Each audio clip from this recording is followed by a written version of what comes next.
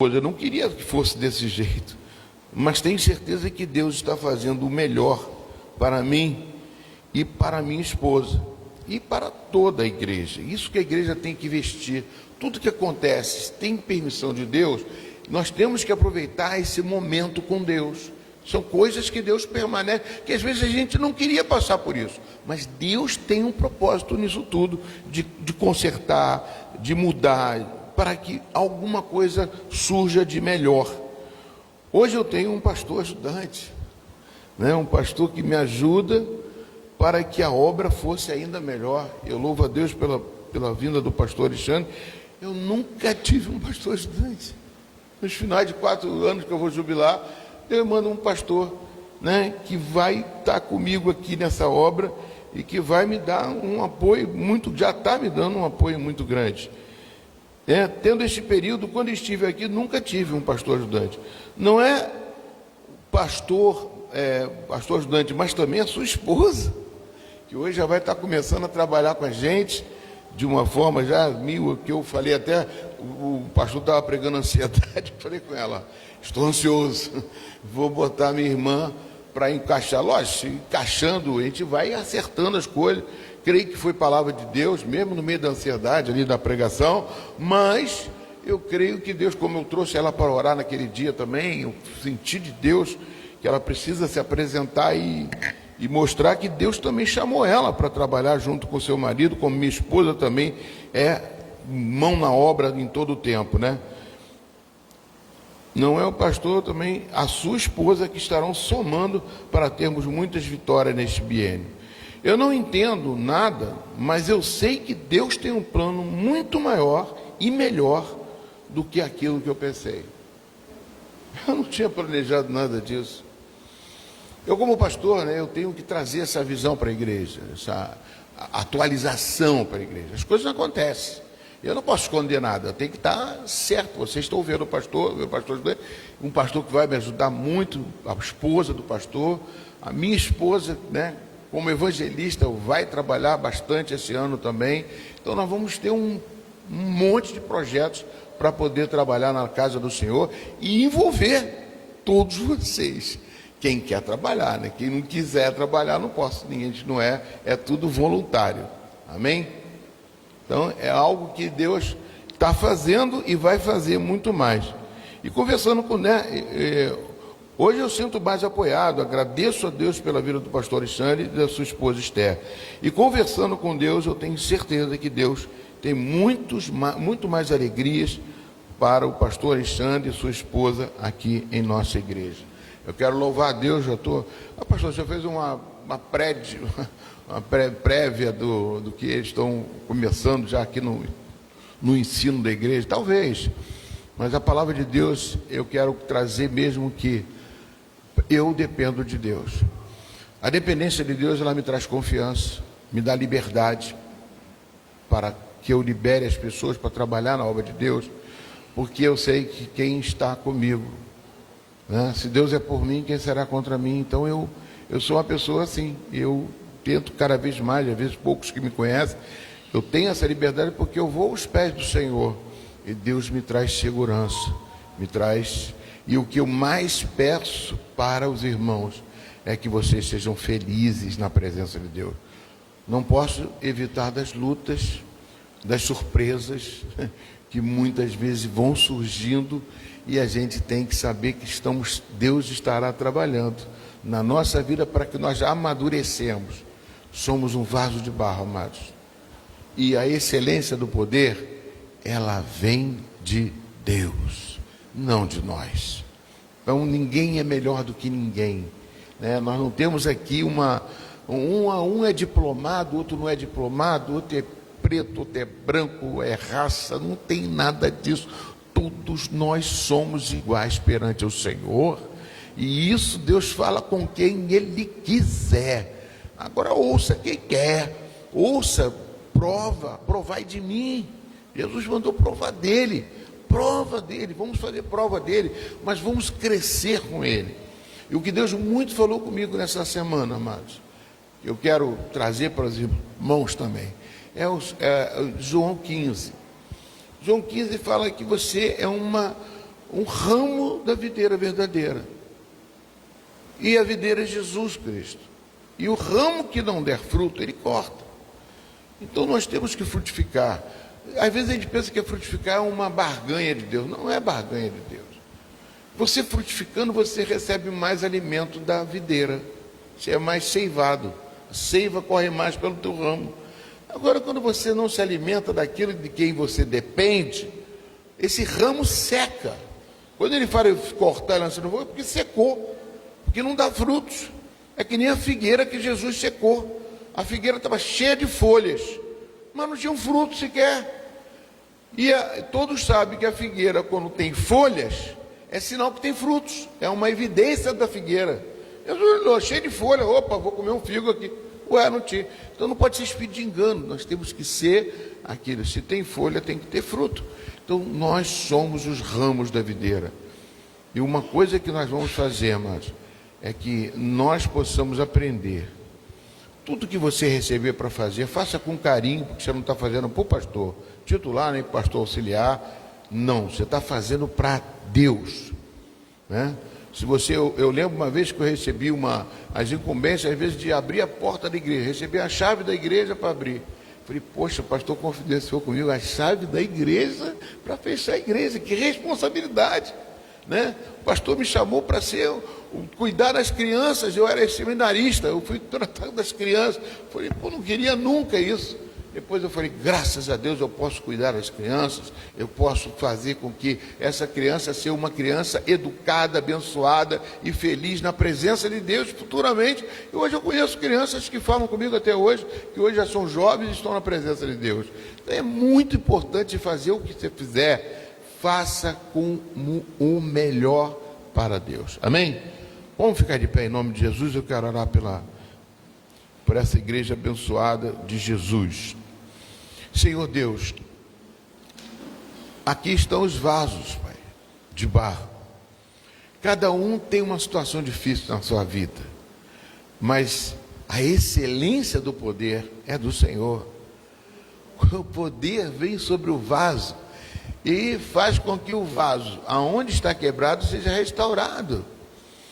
Pai, em nome de Jesus, não é Ele quem quebra o vaso se quebra, porque é das angústias, das perturbações, das lutas que vêm, das aflições desse mundo, mas eles são teus, Pai, ovelha do teu pastoreio.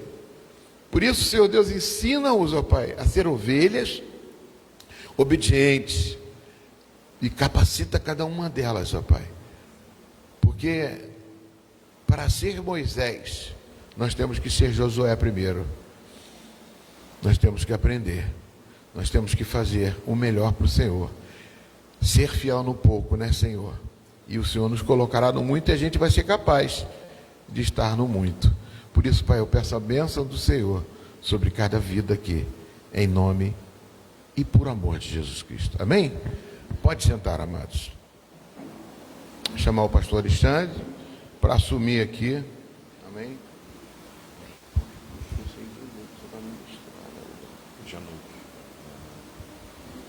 Aleluia, graça e paz, amados, amém?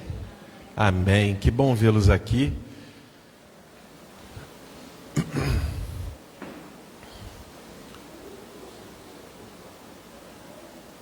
Amém.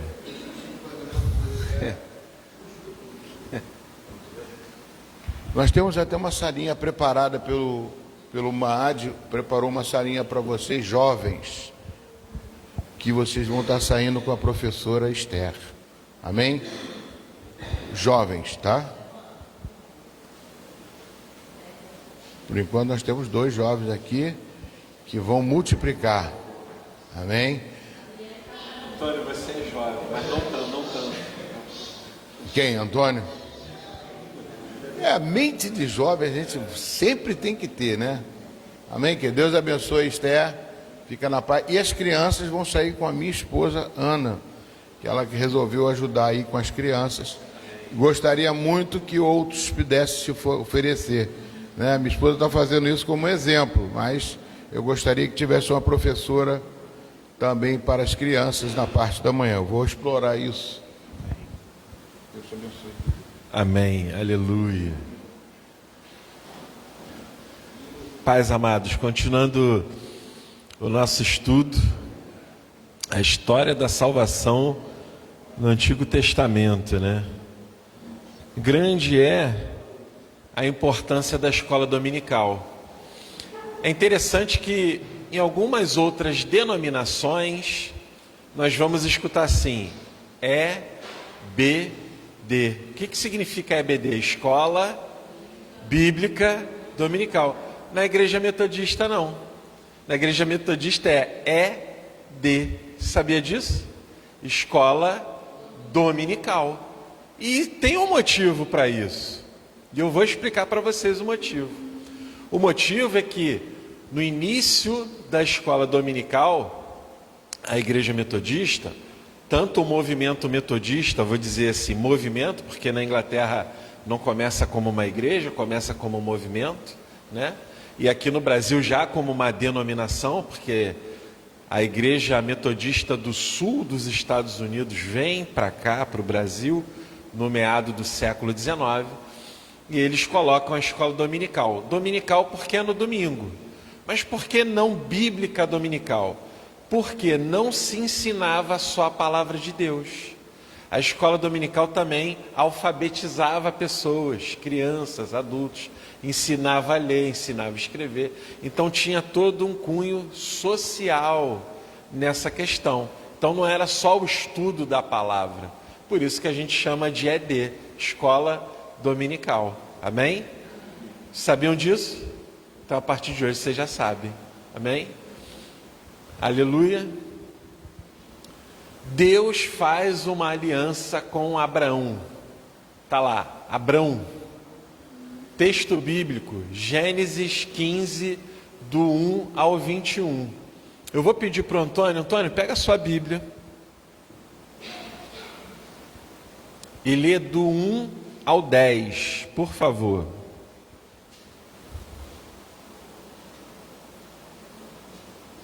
Ou você prefere colocar aqui, Alexandre? Se colocar aqui, o Antônio lê, mas se não, pode ler na sua Bíblia, do 1 ao 10. Bem alto.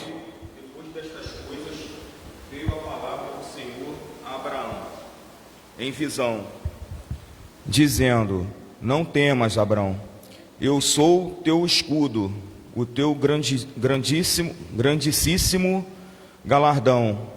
Então disse Abraão: Senhor Jeová, que me hás de dar, pois ainda sem filhos, e o mordomo da minha casa, e o Damasceno Eliezer.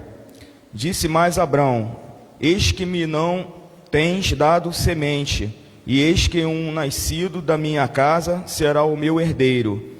E eis que veio a palavra do Senhor a ele, dizendo: este não será o teu herdeiro, mas aquele que tuas entranhas sair, essa será o teu herdeiro.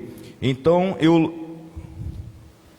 o levou fora e disse: olha agora para os céus, e conta as estrelas, se as podeis contar. E disse-lhe: assim será a tua semente. E creu ele no Senhor, e foi-lhe imputado isto por justiça. Disse-lhe mais: eu sou o Senhor que te tirei de Ur dos caldeus, para dar-te a ti esta terra, para a herdares. E disse ele: Senhor Jeová, como saberei que hei de herdá-la? E disse-lhe: toma-me uma bezerra de 3 anos, e uma cabra de 3 anos, e um carneiro de 3 anos, uma rola e um pombinho. E trouxe-lhe todos estes, e partiu-os pelo meio, e pôs cada parte deles entre da outra, mas as aves não partiu.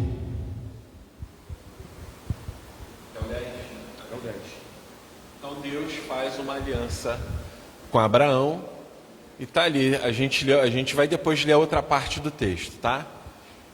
Então, saiu ali.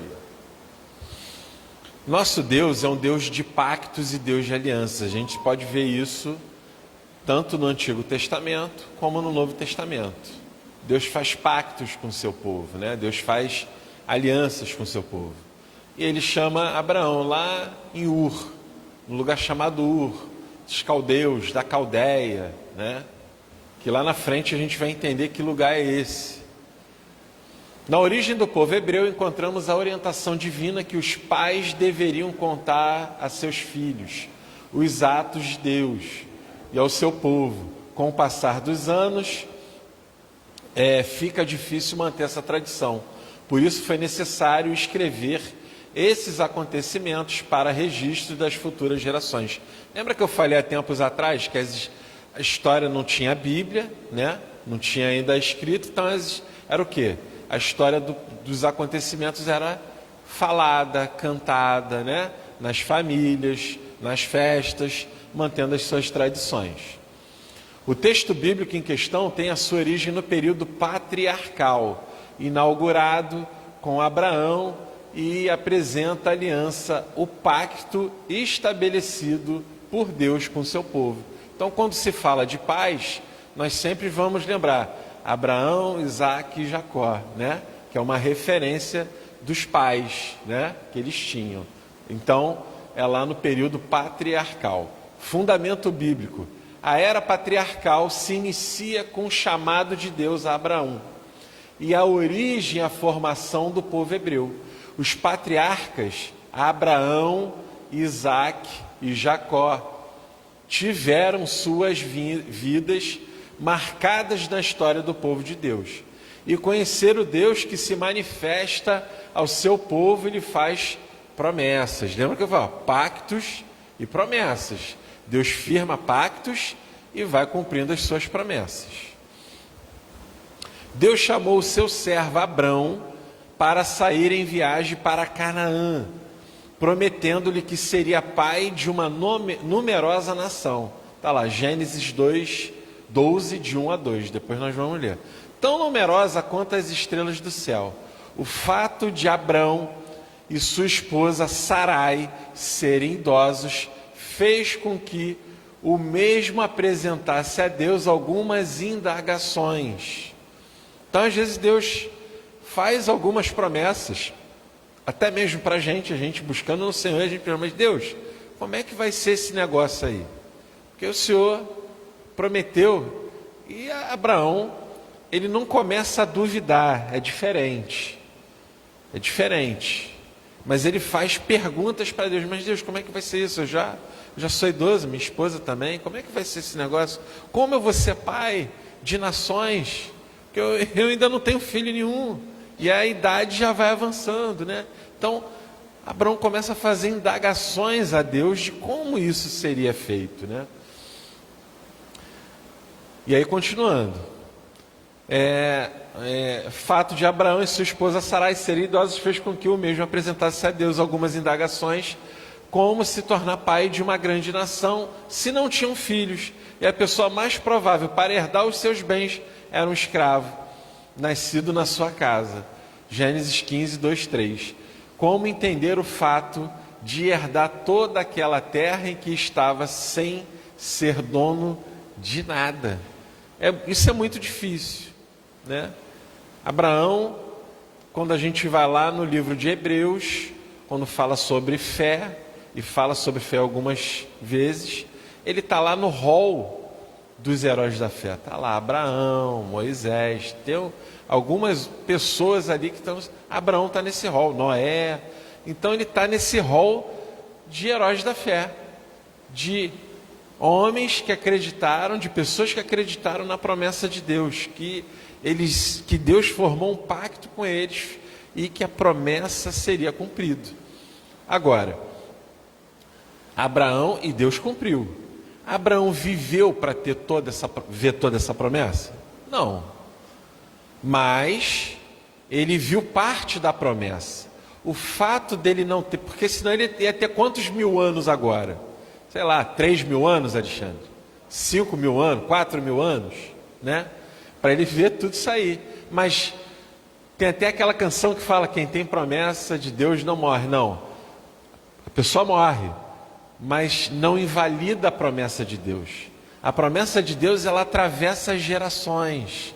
A promessa de Deus, ela atravessa os séculos. A promessa de Deus, ela atravessa os milênios. Então, quero que você entenda que a promessa de Deus que tem na sua vida, ela vai atingir os seus descendentes. Se Deus falou lá que você e a sua casa servirão o Senhor, você e a sua casa vão servir o Senhor. Não importa o tempo.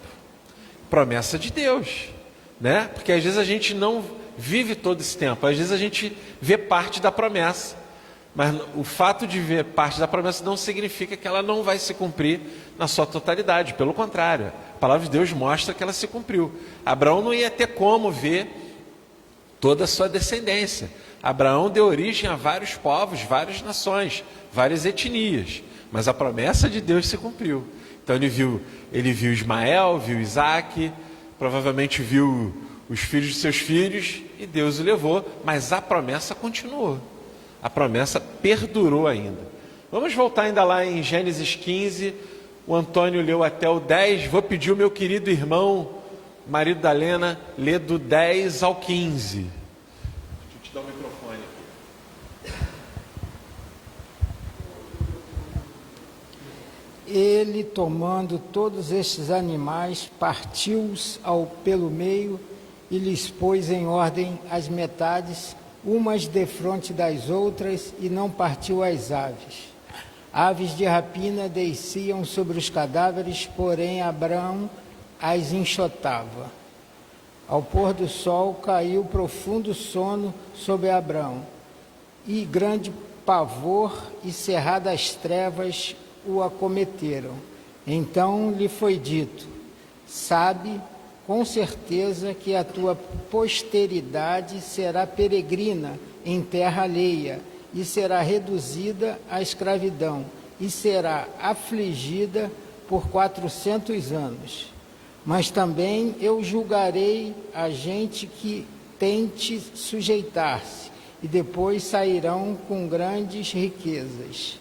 E tu irás para os teus pais em paz, serás sepultado em ditosa velhice.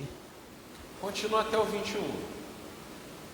Na quarta geração tornarão para aqui, porque não se encheu ainda a medida da iniquidade dos amorreus. E sucedeu que, posto o sol, houve densas trevas, e eis que o fogareiro fumegante e uma tocha de fogo que passou entre aqueles pedaços.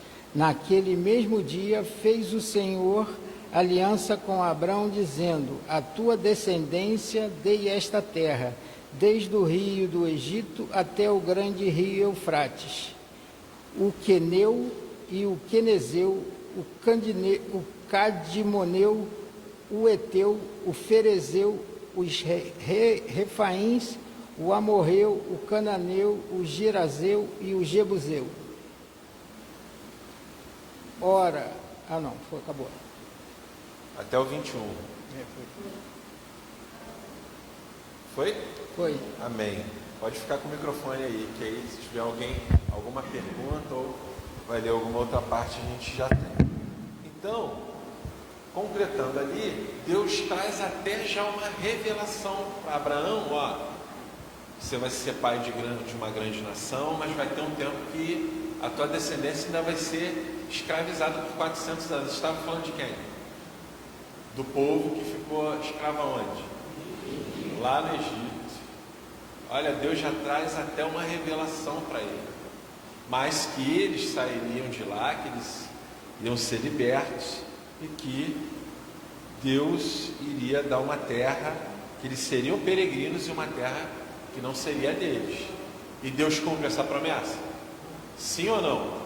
Sim, Deus cumpre a promessa, né? Seguindo, Deus reafirma a sua promessa em Gênesis 15, 4, versículo 5. Cadê? 15. Eu vou ler aqui. Deus reafirma a sua promessa. 5, 4. 15, 4, 5. Está aqui. E eis que veio a palavra do Senhor a ele, dizendo: este não será o teu herdeiro, mas aquele que as tuas entranhas sair, este será o teu herdeiro. Então o levou fora e disse: olha agora para os céus e conta as estrelas, e se podes contar. E disse-lhe: assim será a tua descendência. Então, isso às vezes acontece conosco. A gente vem buscando algo do Senhor e Deus vai fazendo o quê? Testificações, né? No decorrer da nossa busca com o Senhor, onde a gente coloca diante de Deus um desejo, um sonho, um pedido, né? Seja na nossa vida ou na vida de alguém, você vai entendendo que Deus está nesse negócio quando Ele começa em algumas vezes falar com você. Ele não fala uma única vez, Ele vem falando algumas vezes. Ele vai testificando a sua promessa, Ele vai testificando a sua aliança. Não sei se já aconteceu alguma coisa nesse sentido com vocês, mas próximo a alguma bênção que vocês estão de receber, Deus vinha falando lá atrás: ó, eu vou fazer assim. Aí passa um tempinho depois, Deus fala de novo: ó, o que eu falei para você está valendo ainda continua. Aí vai passando mais um pouquinho, aí Deus fala: ó, continua valendo, até que chegue aquele momento de você receber aquilo que Deus prometeu para você. Amém? Aí vai continuando. Deus reafirma a sua promessa declarando que Abraão e Sarai gerariam um filho, e apresenta algumas revelações sobre o futuro da sua descendente. A gente leu lá atrás, uma das revelações é que em algum momento a sua descendência ia virar escrava, peregrinos em terra estranha. Após trazer um profundo sono sobre Abraão, Deus lhe revela que antes de herdar a terra prometida, seu povo seria peregrino em uma terra estranha. As densas trevas que caíram sobre Abrão eram o símbolo da agonia dos 400 anos de escravidão que viria sobre os hebreus. Está lá, Gênesis 15, 13. Vou ler aqui, Gênesis 15, 13. 15, 13. Então disse a Abrão: saibas de certo que peregrina será a tua descendência em terra alheia, e será reduzida à escravidão, e será afligida por 400 anos. Nós já lemos aqui, eu só estou trazendo de volta à memória. Vamos lá, Alexandre. Então, o Deus que tem promessas, pactos e alianças conosco, Ele vem no decorrer da nossa caminhada, da nossa vida com Deus, da nossa caminhada com o Senhor. Ele vem falando, testificando conosco. Imagina só, Deus falar com um homem, com uma pessoa, não deve ser fácil. Ó, sai da tua terra, você está estabilizado num lugar, está lá. Abraão não era um homem pobre, ele já tinha posses. Deus prospera ainda mais, mas era um homem que tinha muitas posses. Ele pega isso, ouvindo a voz de um Deus que não tem imagem, que não tem nada palpável, que não tem nada que toque, fala assim: olha, Abraão, eu sou o teu Deus, eu tenho uma aliança, tenho um pacto com você, e quero te levar para uma terra que eu ainda vou te dizer que terra é essa. Você não sabe que terra é essa, mas eu vou te levar. E esse homem pega todos os seus bens, todos os seus trabalhadores, a sua família, e leva para essa terra, leva até o parente. Deus fala para ele, ó, para se afastar da parentela, mas ele ainda insiste. Às vezes a gente faz isso, né? Deus fala um negócio para a gente ali direitinho, né? Não é assim que Deus fala? Fala assim, ó, faz assim, não faz assado. Mas às vezes a gente ainda insiste em fazer o que? Só parte daquilo que Deus fala. Às vezes a gente comete esses erros. Ainda bem que Deus é um Deus cheio de misericórdia e graça, porque senão a gente já não estaria aqui nessa terra. Imagina só, graças a Deus que Ele é cheio de graça e misericórdia. E Abraão ainda falha, porque ele leva o seu sobrinho, mas Deus não deixou para ele ser cheio de graça e misericórdia de cumprir essas promessas. Mas no meio da caminhada teve problema, não teve problema? E às vezes a gente comete esses erros, que a gente fala assim, é porque Deus fala um negócio e a gente quer deixar do nosso jeito, né? Não, Deus falou, mas dá para dar um jeitinho aqui. Deus falou, mas não é bem assim desse jeito, né? E aí a gente deixa de cumprir na sua totalidade os 100% daquilo que Deus fala com a gente. 99,9% de cumprimento daquilo que a gente faz para Deus é desobedecer. Mas pastor, 99, se tu cumpre 99,99999, mas não é os 100%, você não obedeceu a Deus. Então a gente às vezes pode obedecer o Senhor em parte, e às vezes não na sua plenitude. E no coração de Deus, a sua vontade é que a gente cumpra esses 100% do Senhor, né? Que a gente cumpra esses 100% de Deus, para que a gente seja o quê? Bem sucedido. Então pastor, se a gente cumprir os 100% de Deus, significa que a gente não vai ter problema? Eu falei, não significa isso. Mas Deus, Ele é poderoso, Ele é grande e poderoso para nos livrar dessas situações, porque são coisas que a gente não buscou, mas tem coisas que Deus manda a gente fazer, a gente faz só uma parte dela e a gente acaba trazendo um vento para a nossa vida. Não sei se você já passou por isso, eu já passei por isso. Deus manda a gente fazer um negócio e a gente só faz parte daquele negócio ali, não faz 100%, e a gente acaba falhando nisso. Peregrinos em uma terra estranha. Após trazer um profundo sono, Abraão, Deus revela que antes de herdar a terra prometida, aí a gente já leu assim, que o povo, a sua descendência ia passar 400 anos de agonia, referindo-se ao tempo em que a descendência de Jacó iria ao Egito em busca de alimentos e acabaria escravizada por Faraó. Não é naquele momento. O que acontece? Você já conhece a história de José, né? Os irmãos de José pegam ele, jogam dentro de uma cisterna, depois ele é vendido para o Egito como escravo, ele chega como escravo no Egito, mas Deus o levanta e o deixa como governador do Egito. E nesse período, parte do planeta Terra passava uma grande fome, vários povos e nações passavam uma grande fome, onde o Egito ele sustentou vários povos e nações nesse tempo.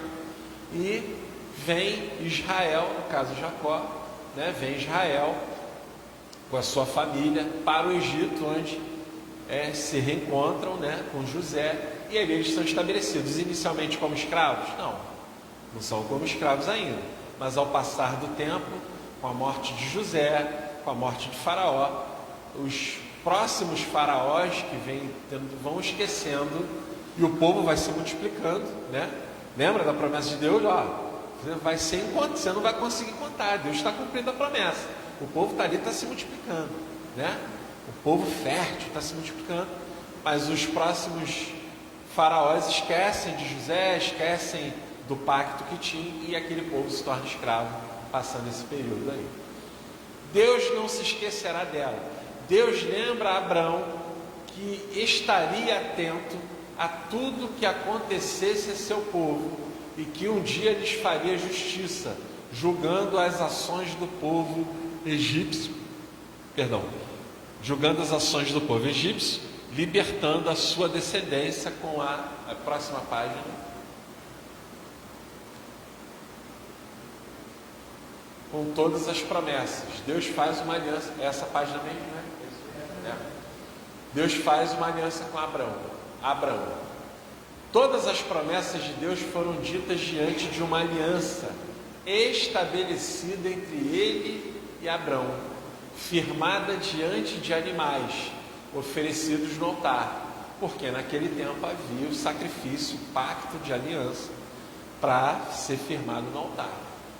Ainda não tem aquela questão do sacerdócio, de levar, né?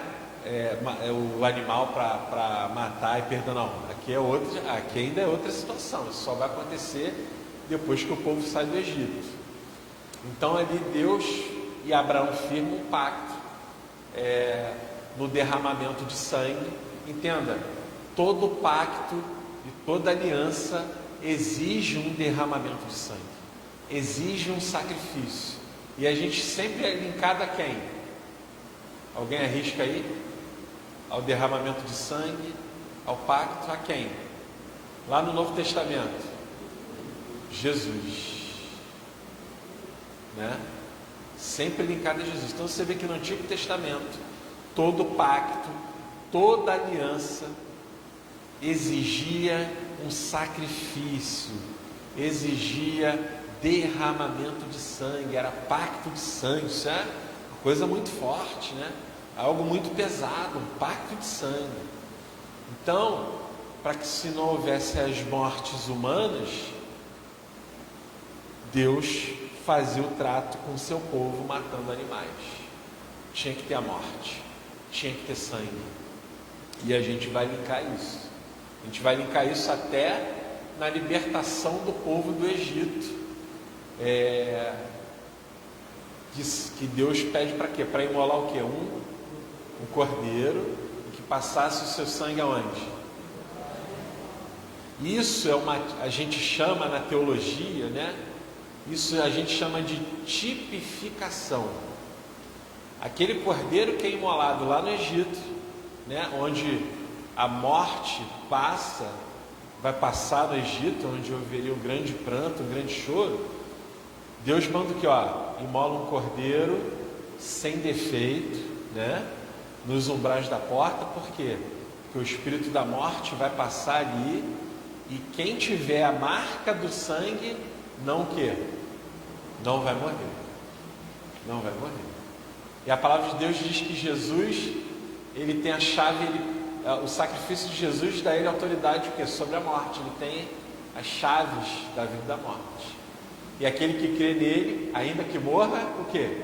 Viverá. Olha só a tipificação. A morte passa, mas não leva o povo. Então, o sacrifício de Cristo é para isso, para que a gente tenha a vida eterna.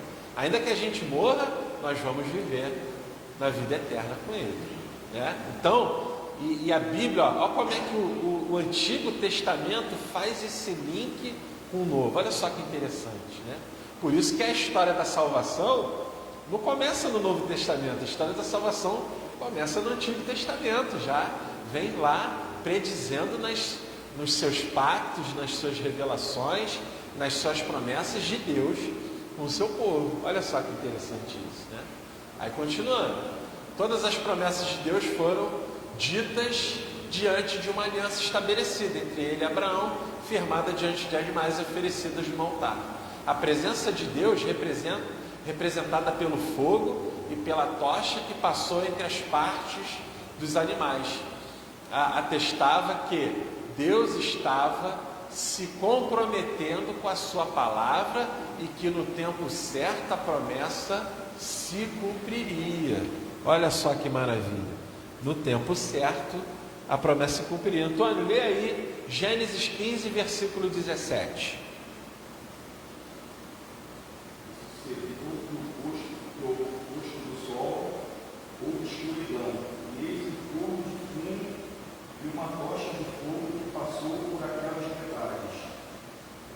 Amém. Isso era o pacto firmado. É Deus passando ali. Palavra que ilumina. Palavra que ilumina a vida. Toda promessa feita por Deus a Abraão foi estabelecida mediante a fé e que esse teve para com Deus. Aí está lá, Gênesis 15, 16, a gente já leu isso, lemos até o 21. Uma fé que era traduzida em confiança na provisão divina. Fé é isso, é confiar, é enxergar as coisas que ainda não existem, que ainda não se materializaram. Isso é fé. Não, Deus vai fazer, eu creio nisso, né? Isso é fé. mediante a fé que teve para com Deus. Uma fé que era traduzida em confiança na provisão divina, esperando a salvação que acontecia no futuro. Abraão creu ao mesmo tempo em que se dispôs o quê? A ação divina. Por causa desta fé e fidelidade a Deus, ele se tornou exemplo e foi considerado o pai de todos os crentes. É o caso de Abraão, que creu em Deus e isso lhe foi imputado. Aí está cortado ali. Levanta aí, Alexandre. Naquilo que nunca nos abandona. Volta um pouquinho.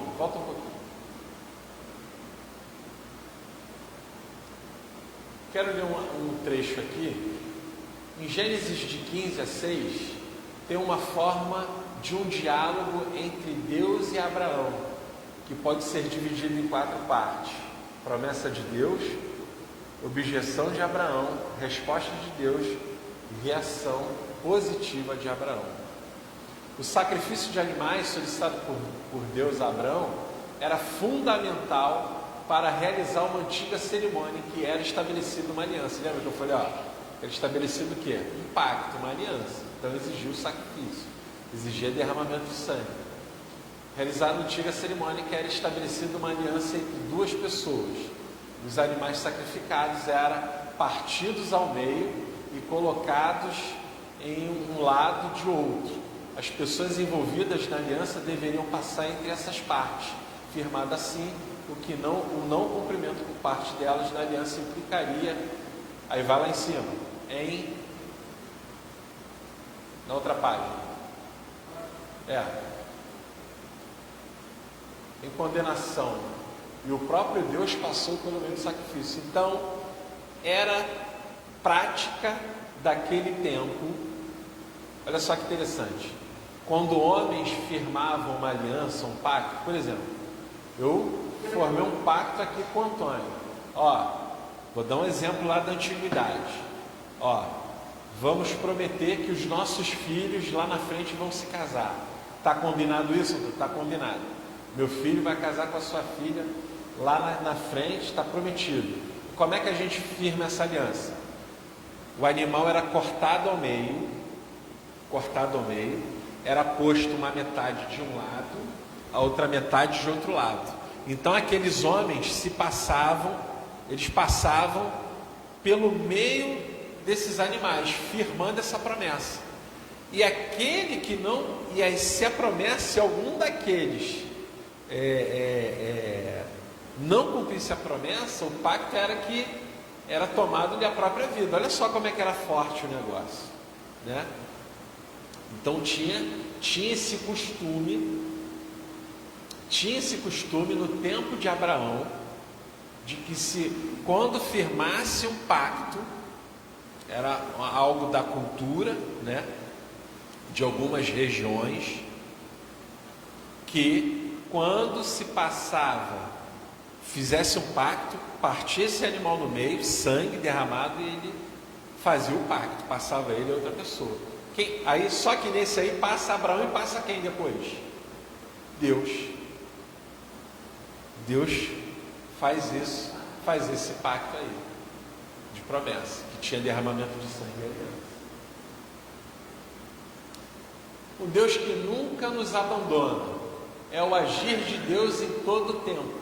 O povo de Israel experimentou isso quando esteve debaixo do jugo e da opressão de Faraó, e pôde ver a justiça divina se cumprindo a partir da história do patriarca. Através de Abraão, aprendemos que Deus é um Deus de alianças e que Ele cumpre as suas promessas. Todavia, é necessário crer com confiança e esperar, sabendo que no tempo certo as promessas de Deus para nós também se cumprirão. Bem? Alguém tem alguma pergunta? Estou sentindo falta da carne, pastor Luiz. Que ela pergunta bastante, hein? Então, assim, não fiquem receosos de na escola dominical perguntar algo, mas será que isso tem a ver com a pergunta? Não fiquem até porque eu não vou saber de todas essas coisas. E aquilo que eu não souber, no próximo domingo eu vou trazer para vocês. Então assim, se há alguma dúvida, perguntem, não tem problema nenhum. Ok? Amém? Ok. Tem alguma pergunta? Não. Uma dúvida. Qual é a dúvida?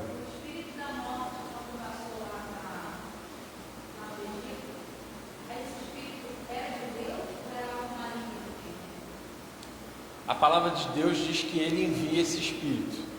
Não é que ele era de Deus, é porque Deus tem o domínio sobre todas essas coisas. Deus tem um domínio sobre a vida e a morte. Ok? Então Deus envia porque ele detém o domínio, detém o poder sobre todas essas coisas. E às vezes parece algo assim assustador, né? Algo que acontece, que a gente vê às vezes no Antigo Testamento, mas eu quero dizer para vocês que é assustador não por causa de Deus, mas por causa do coração do homem. Por causa do coração do homem. O homem, quando ele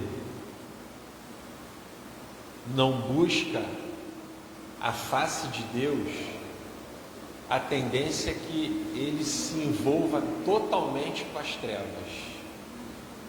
A gente vê isso não só na história da igreja, mas na história do mundo inteiro. Porque às vezes a gente pensa assim, se Deus quisesse, acabava com todas as guerras. Se Deus quisesse, ele acabava com a fome no mundo. Deus tem poder para isso? Mas o causador disso, e tem dinheiro para isso, e tem como fazer isso, tem como acabar na fome do mundo? Tem. É só o homem querer.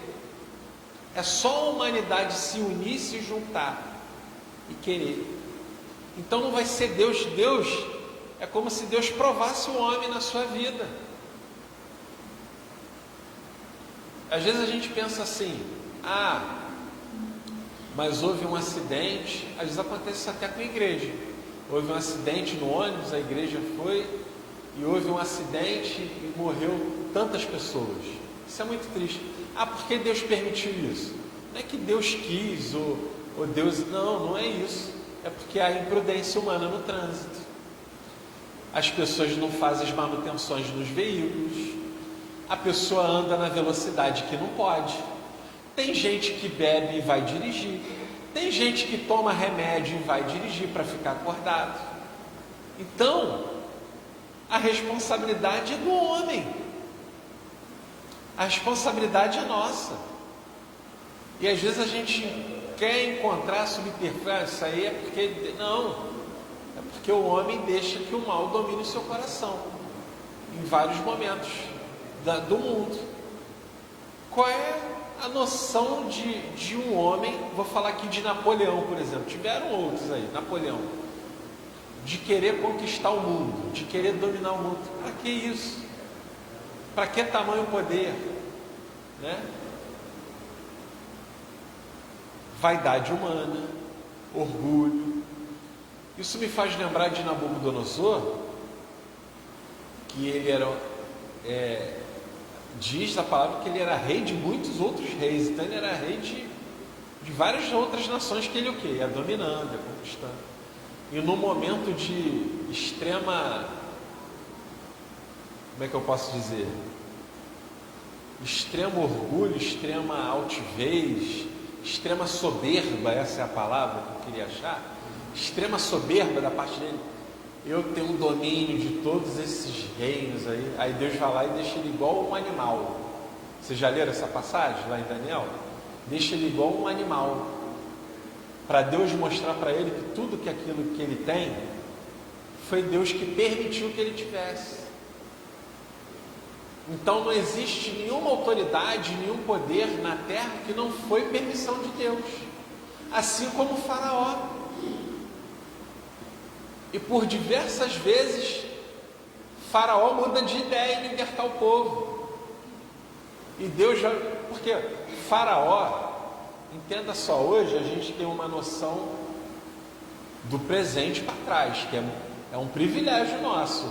Olhar de agora para trás é muito fácil, mas naquele tempo é diferente. Hoje a gente sabe que algumas nações e estados têm reis, né? A Inglaterra, por exemplo, eles não têm autoridade da política, mas tem lá o rei da Inglaterra, tem o príncipe. Quem tem autoridade é o parlamento, é o primeiro-ministro, mas está lá. A Espanha também tem, o Japão também tem, outras nações têm. Mas a gente sabe que ele é um ser humano. Naquele tempo, Faraó, ele era tido como um deus. Ele era venerado. Ele era o Deus vivo na terra. Faraó era assim. E ali Deus estava mostrando para ele: não, eu sou Deus. Eu sou o verdadeiro Deus. Tanto que os egípcios têm uma série de divindades, né? Há alguns estudiosos que relacionam as pragas do Egito de acordo com os deuses. Quem é o deus do Nilo? Aí Deus fala: Deus do Nilo, o Nilo vai se transformar em sangue. Aí você vai trazer para a área científica: não, o Nilo se tornou sangue. O cara vai dar explicação científica, porque em determinado momento aconteceu isso com o Nilo, e a lama, ou um vulcão, ou alguma coisa fez com que a água se parecesse sangue. Não importa, quem fez foi Deus. O que foi feito, para aquele que crê, não importa como foi feito. O que causou a causa? O que eu sei foi o motivo. Deus enviou, né? Então, a gente vai encontrar várias discussões. Por que Deus... Não, mas é porque o coração do homem que é duro. É o coração do homem que é duro, que tenta enganar Deus, né? A gente lembra lá está no Novo Testamento, está na Nova Aliança, Ananias e Safira, vai lá e tenta enganar o Espírito Santo. Então, por quê? Porque o coração do homem ele é corruptível, tem a natureza da corrupção, e é uma luta que a gente tem no dia a dia. E a gente vê na história bíblica e na história do mundo, falei aqui de Napoleão, Hitler, e outros conquistadores, os Césares romanos. Quantas mortes humanas homens promoveram para conquistar outras terras? Muitas. Milhares, centenas de milhares, né? Então, infelizmente, respondendo a sua pergunta, não é que Deus tem um domínio de todas as coisas, mas por conta do coração perverso do homem, todas essas coisas acontecem. A gente se afasta, Deus sempre está nos chamando, né? Sempre está nos chamando, vem. Mas o coração perverso do homem, o coração pecaminoso, isso nos afasta de Deus. Isso nos leva para a morte. Isso nos leva em lugares. Eu fico lembrando aqui de Sansão, por exemplo. Tem até uma pregação sobre isso. Tem até um esboço de pregação sobre isso. Deus deu todas as oportunidades para Sansão. Todas. Não sei se vocês já leram a história toda. Todas. Deus fez pactos, assim como fez pactos, Deus fez pactos e alianças com Sansão, desde o ventre da mãe dele. E aí Sansão insistia lá em quebrar. Ele que buscou aquela morte para ele daquele jeito. É o que eu posso ver. Por quê? Porque sempre vivia desobedecendo. Sempre num caminho. Pastor, queria falar, pastor?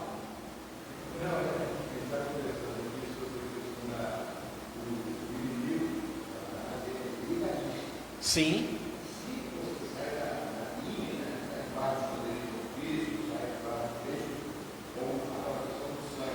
Sim.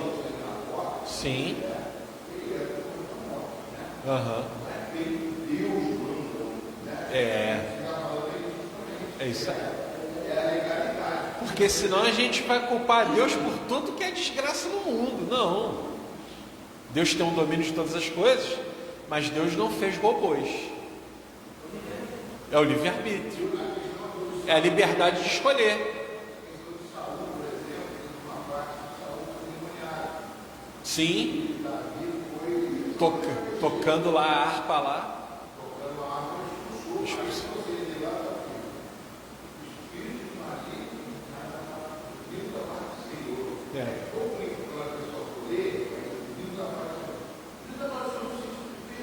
De permissão, exatamente. Mas quem deu a legalidade não foi Saul? Quem deu a legalidade foi Saul.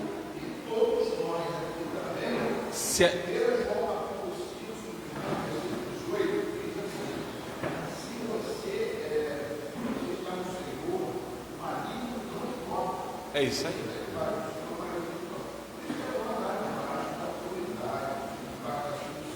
Da obediência.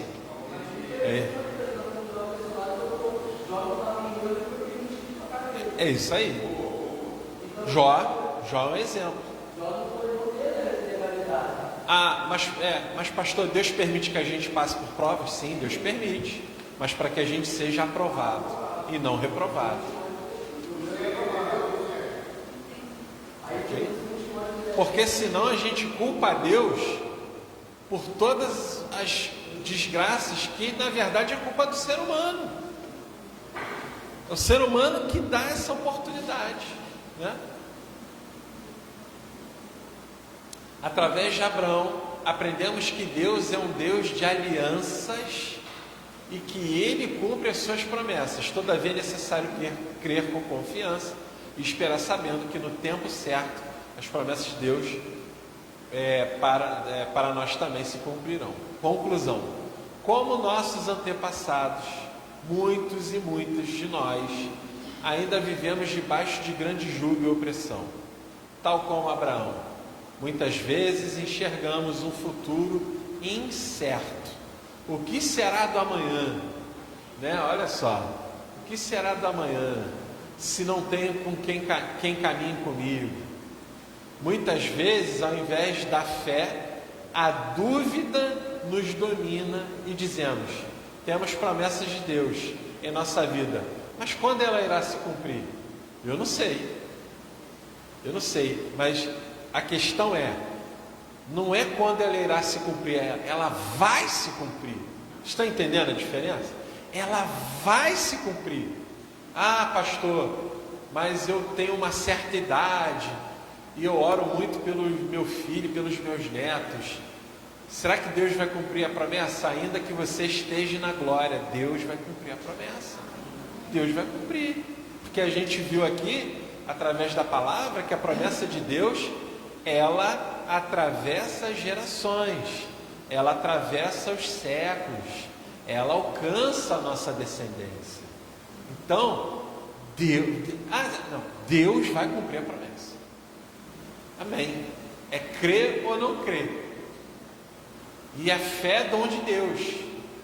Se a gente não tem fé nenhuma, tem que pedir para Deus: Senhor, derrama fé sobre a minha vida. Se a gente tem pouca fé, fala: Senhor, derrama mais fé. Né? Às vezes Jesus, nos seus discípulos, fala: com os discípulos, homem de pequena fé. E ao mesmo tempo, a mulher do fluxo de sangue, que não era discípulo de Jesus, ela, quando toca nele, ela fala assim: a tua fé, olha só, porque ela creu ali, e ela não, eu creio que ela se tornou uma seguidora de Jesus, mas até tocar na sua orla, ela não era uma discípula de Jesus, ela não seguia Cristo, mas ela ouvia falar: tem um tal de Jesus aí, Jesus da Galileia, que ele vai aí nas aldeias. E não, eu já tentei de tudo, tentei todos os métodos, tentei tudo. Se eu tocar nesse Jesus aí, eu sei que ele vai me curar, porque está todo mundo dizendo que ele cura, então ele vai. Então a fé dela, olha só que interessante, não era uma discípula, não era uma seguidora, mas eu creio que ela depois disso se tornou uma seguidora de Jesus.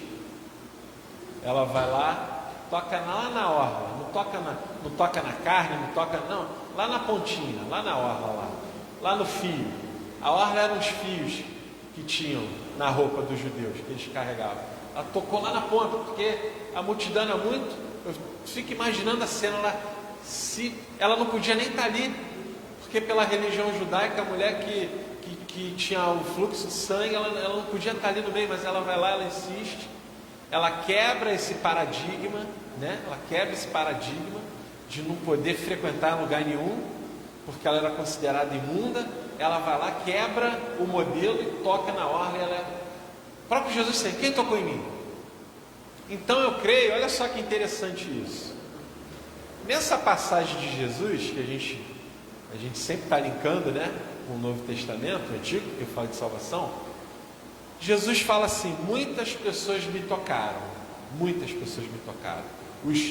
Os próprios discípulos, mas Jesus, muita gente tocou em você. Não, mas eu senti algo diferente, saiu, algumas versões está a virtude, mas saiu o poder dele. Ele sentiu que saiu o poder dele e que curou aquela mulher instantaneamente.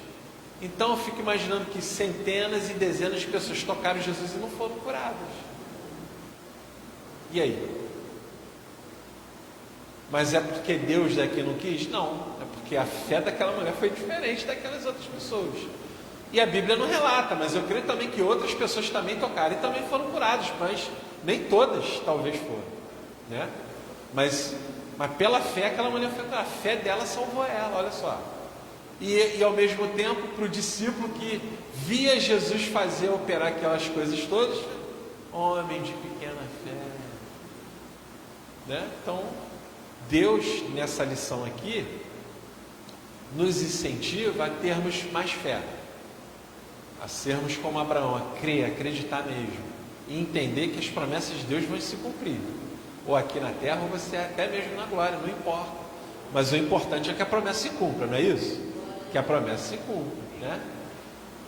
Então, como nossos antepassados, só para concluir, que vai dar 10h30, como os nossos antepassados, muitos de nós ainda vivemos debaixo de um jugo de opressão, tal como Abraão. Muitas vezes enxergamos um futuro incerto, que será da manhã se não tenho com quem caminhe comigo. Muitas vezes, ao invés da fé, a dúvida nos domina e dizemos: temos promessas de Deus em nossa vida, mas quando irá se cumprir? Assim como Deus consolou Abraão, sua palavra também nos consola. Dá para subir mais um pouquinho? Alexandre, sobe mais um, que acho que ainda tem mais um pouquinho do outro lado. Então são formas, as escrituras sagradas, né, quando a gente lê, ela é uma das formas, né, quando a gente se debruça nela, é uma das formas de fortalecer e de renovar a nossa fé, né? Então são formas de renovar a fé e continuar crendo. Abraão teve que ter esperança contra a desesperança. O que significa isso?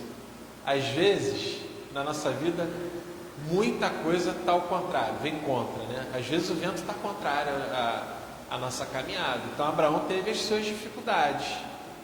Ele peregrinou, participou de batalhas, teve que cavar poços, outrora entulhava os seus poços, ali ia lá ver os poços. Então, às vezes, a gente na nossa caminhada de fé, na nossa caminhada cristã, às vezes querem entulhar os nossos poços, mas você vai lá e cava outro poço.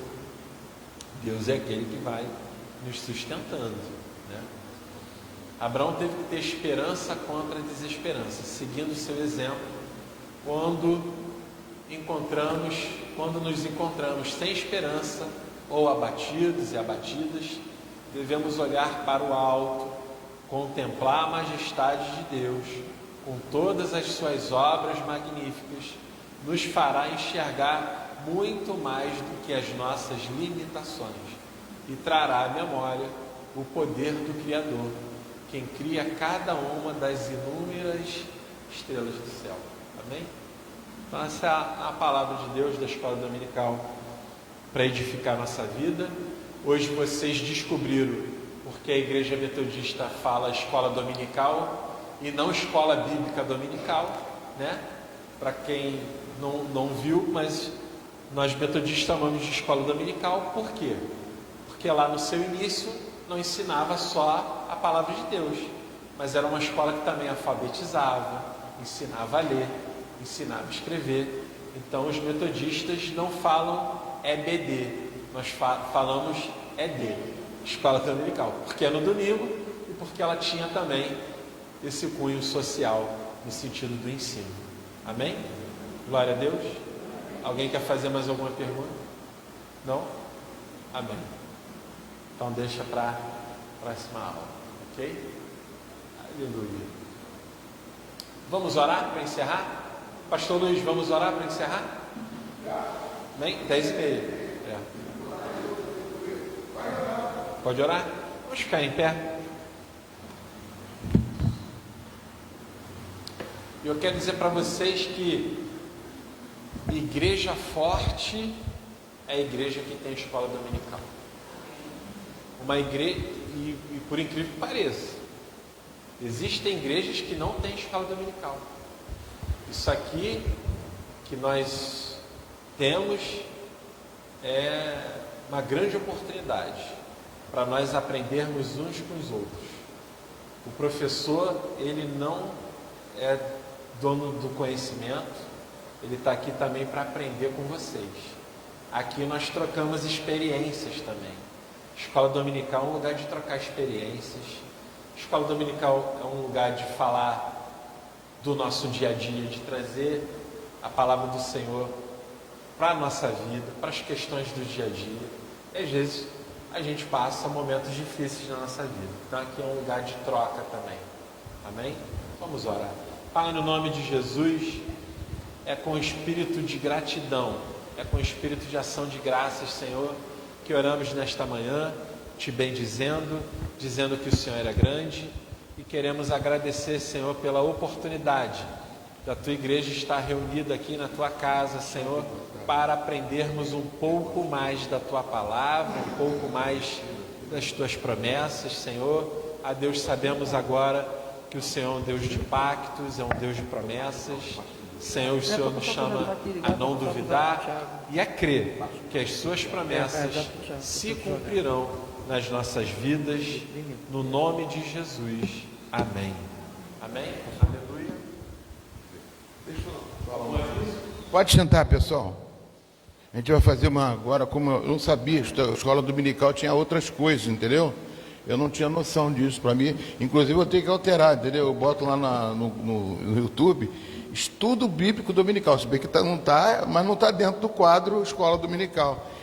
Pode sentar, Marilene, não é agora, não. É que a gente vai fazer um exercício físico. Também está dentro do estudo escola dominical. Era tudo, a gente pode fazer um exercíciozinho, pular, correr. Espirra, minha irmã. Estou brincando, varão. Eu quero passar para vocês o seguinte, que sexta-feira nós tivemos uma reunião e resolvemos o nosso retiro. Já começamos a programar nosso ano, né? E vamos ter um retiro lá em Papucaia, um sítio Gabriel, tá? E vamos já começar em março, para você já, para a Germana, o esposo dela,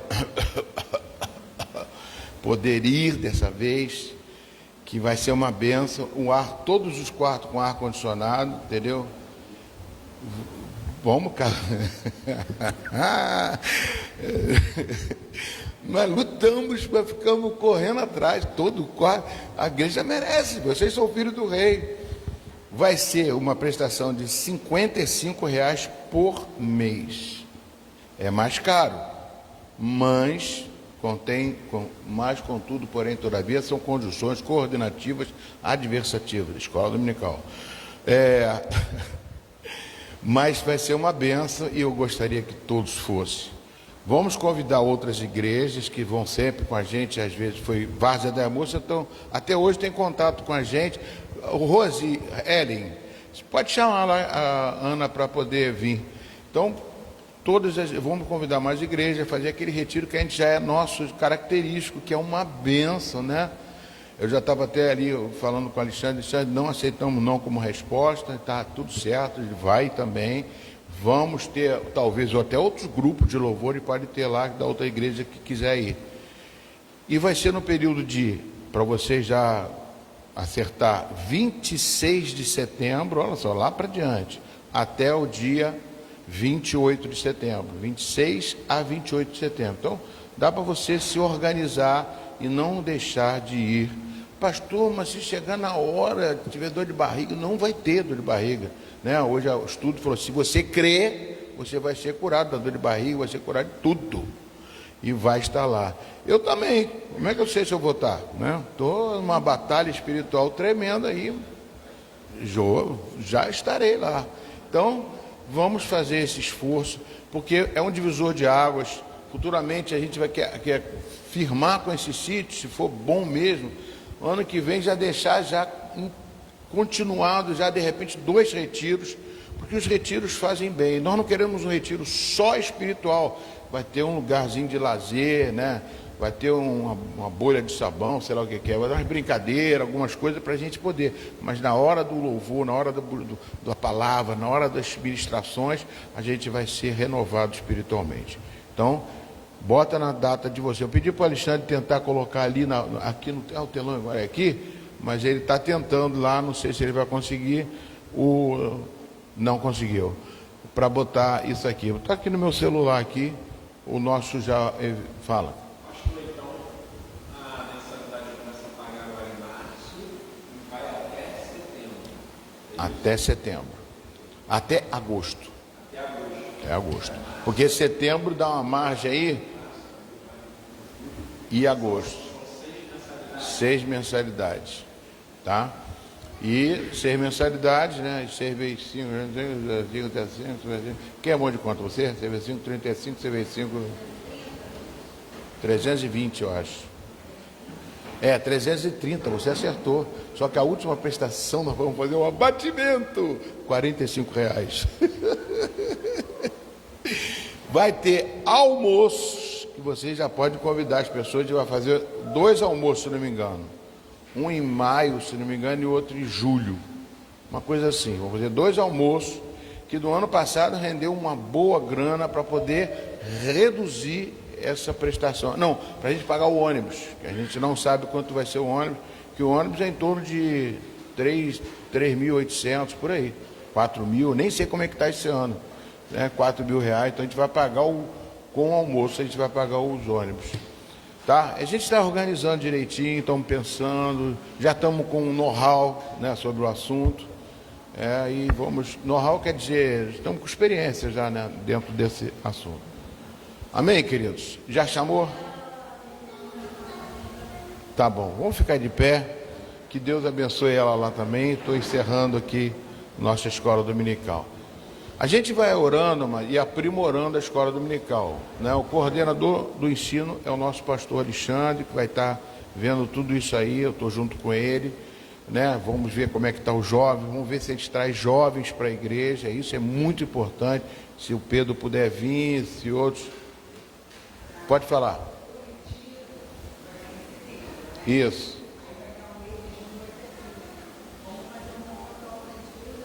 Aí, ó, olha aí, Mocotó. Ó, você já estava inserida, com certeza, no almoço. O pessoal da organização vão te procurar. Isso. Mas aí a organização vai procurar você, já até o nome já rolou lá na hora da reunião, então o nome já estava lá no script, tá? Então vai ser uma bênção e a gente vai ver, fazer 2 até 3, sei lá, almoço para tentar reduzir o máximo, mas esse ano todos vão ter que pagar, todos vão ter que sentir a presença de estar pagando para poder... Sim, tipo, acho que esse é fundamental. Nossa igreja tem que ter essa visão. Isso não é um pagamento, isso é um investimento muito grande para a vida espiritual de cada um. Só tem que ter consciência disso. E eu tenho certeza que um casal, que às vezes a pessoa, poxa, Nélio e Dalva, coitadinho, eles pagam. Todo almoço, jantar que a gente vai ter, vamos ter... Hã?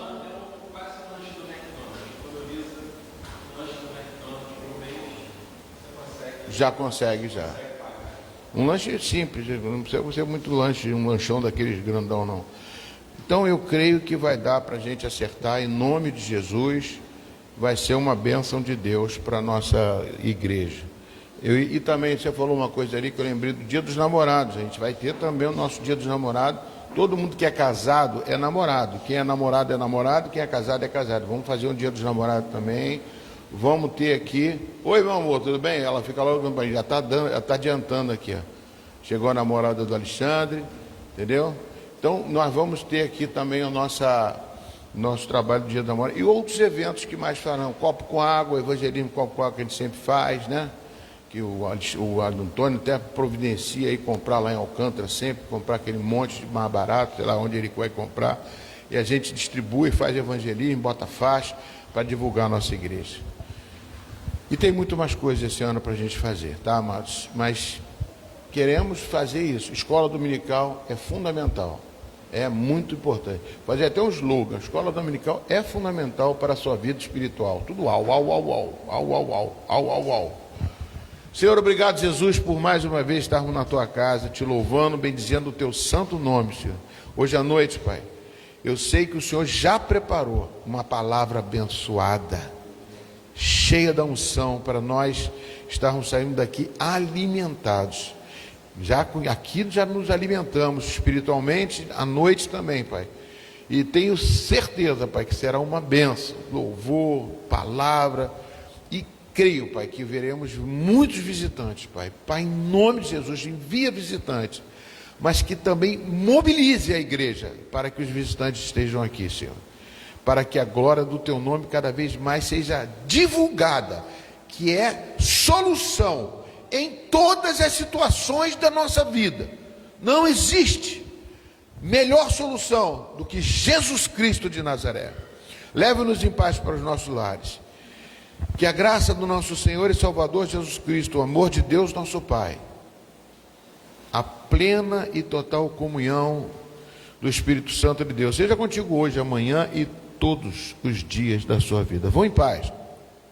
E nunca se esqueça que o Espírito Santo está contigo. Vão em paz e que o Senhor muito vos abençoe. Glória a Deus. Palmas para o Rei dos Reis, Senhor dos Senhores. Amém, queridos.